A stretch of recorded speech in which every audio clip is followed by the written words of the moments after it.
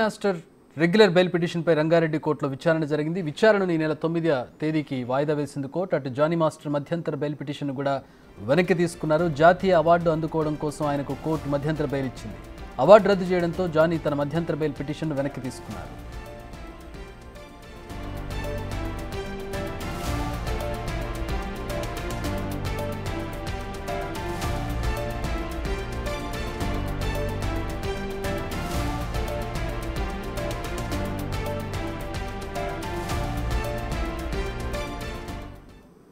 Right, Johnny మధ్యంతర bail వెనక్కి తీసుకున్నారు. దానికి సంబంధించి మరిన్ని వివరాలు మా ప్రతినిధి సురేష్ అందిస్తారు.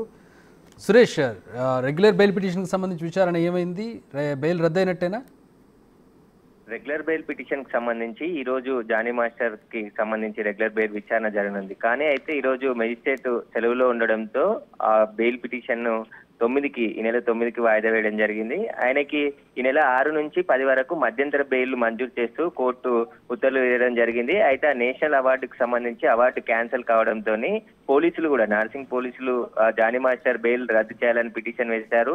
ఆ పిటిషన్ వేసిన సమయంలోనే జానీ మాస్టర్ అడ్వకేట్ కూడా ఒక మెమో దాఖలు చేయడం జరిగింది. మధ్యంతర బెయిల్ ని మేము రిటర్న్ ఇస్తున్నాం, ఎందుకంటే నేషనల్ అవార్డు రద్దయింది కాబట్టి ఈ బెయిల్ కూడా రద్దు చేయాలని చెప్పేసి మెమో రూపంలో కోర్టుకు అందించడం జరిగింది. ఇక 9వ తేదీన జానీ మాస్టర్ కి సంబంధించిన బెయిల్ పిటిషన్ పై వాదనలు జరగనున్నాయి. పోక్సో యాక్ట్ ఉంది కాబట్టి రంగారెడ్డి జిల్లా పోక్సో కోర్టులోనే బెయిల్ తీసుకోవాల్సి ఉంటుంది కాబట్టి జడ్జి 9వ తారీఖు వచ్చిన తర్వాత విచారణ జరగనుంది. Chakri. All right, thanks for the update Suresh.